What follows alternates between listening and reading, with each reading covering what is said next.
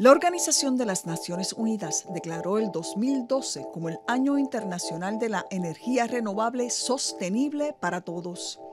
En Puerto Rico, la política pública ha establecido que para el 2015 un 12% de la energía que aquí se produce provenga de fuentes renovables. Sin embargo, el nuevo paisaje energético apenas comienza a transformarse.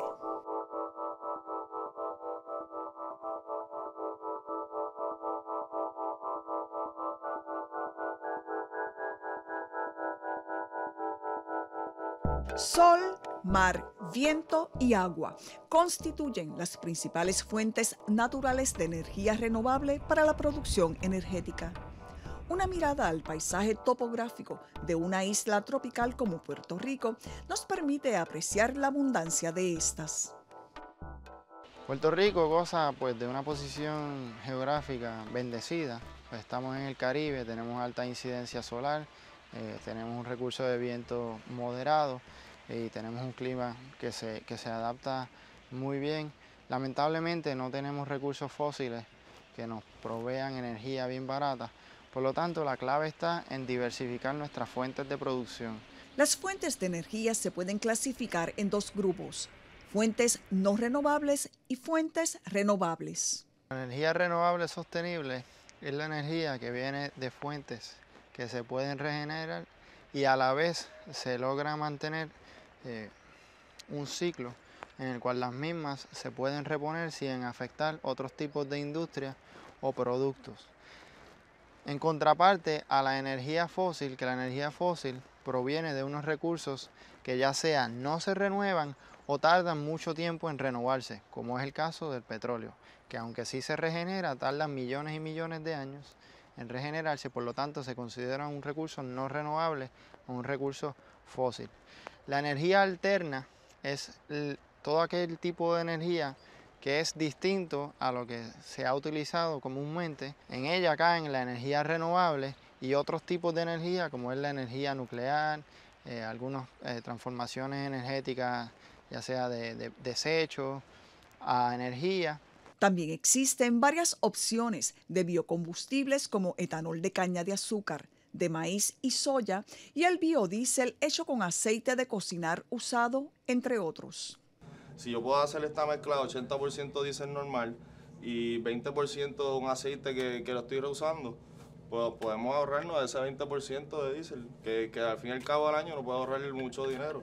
Los biocombustibles son una de las ramas de las energías que son las menos conocidas, en parte porque cuando pensamos en energía renovable y en alternativas de energía pensamos en electricidad, y los biocombustibles están más acomodados a una forma de energía muy importante que es la transportación.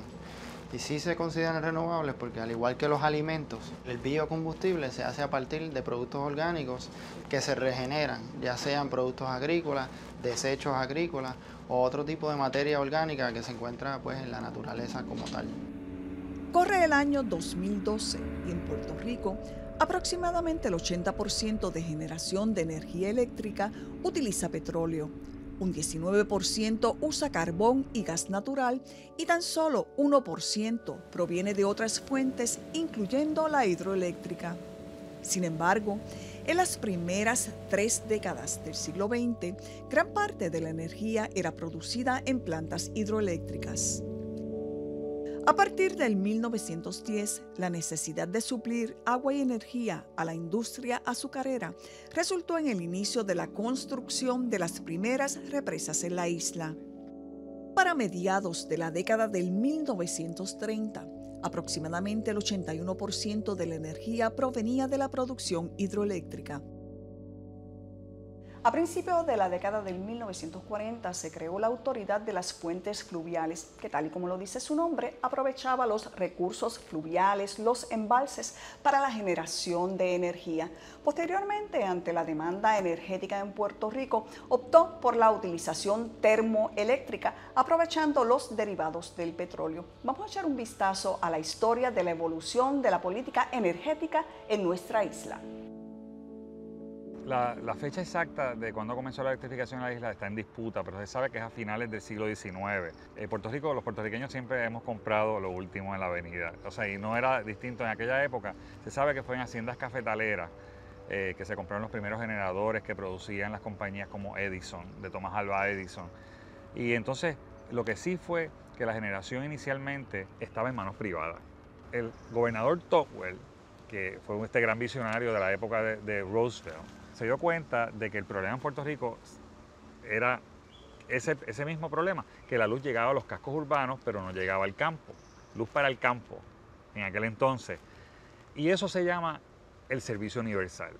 El servicio universal no se da con los privados a menos que el gobierno los obligue a hacerlo. La política pública de la Autoridad de Energía Eléctrica era comprar, o sea, nacionalizar, si lo quieres poner de esa forma, la producción eléctrica en Puerto Rico, impulsar la producción de energía hidroeléctrica con las nuevas lagos hidroeléctricos que se estaban haciendo en Puerto Rico y llevar la luz a los campos, electrificación rural.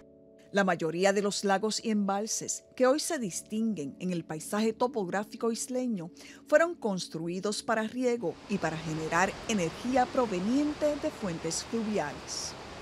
Las hidroeléctricas se quedaron cortas. Nosotros teníamos como 20 megavatios más o menos instalados para finales de los 40. Ya después de 1950 la demanda eléctrica en Puerto Rico sobrepasó los 20 megavatios y entonces se pensó qué hacer.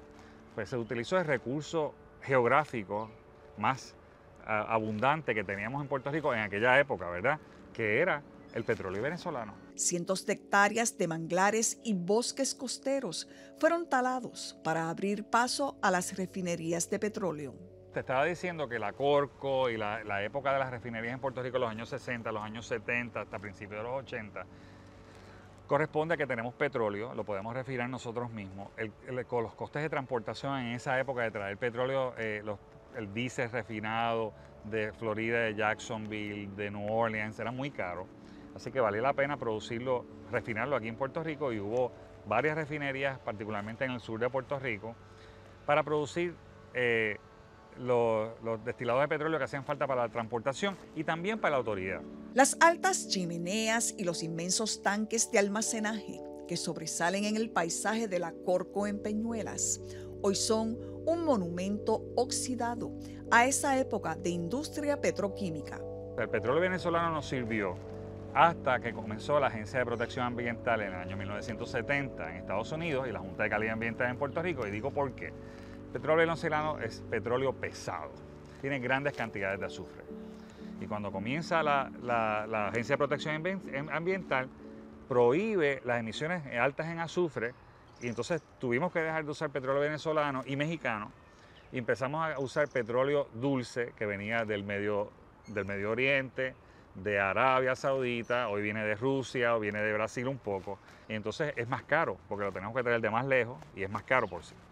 Que si debimos haber mantenido una refinería en Puerto Rico abierta, yo creo que sí. Hubiese hecho mucha falta durante la crisis del 2008, donde el petróleo llegó a $147, poder haber refinado nuestro propio petróleo, porque uno puede conseguir cargamentos de petróleo y refinarlo y eliminas los intermediarios que le añaden tanto costo al costo realmente del combustible que utiliza, por ejemplo, la Autoridad de Energía Eléctrica. El cierre de las refinerías ayudó a reducir el impacto ambiental a corto plazo, mas el costo a largo plazo es un problema a resolver por las agencias ambientales. Esas son áreas literalmente que convertimos en desiertos estériles y que lo perdimos para siempre en este país. Nunca, o sea, van a pasar muchas docenas de años antes de que esas áreas se puedan rescatar y se puedan limpiar y se puedan volver a utilizar en algo que sea ambientalmente amigable.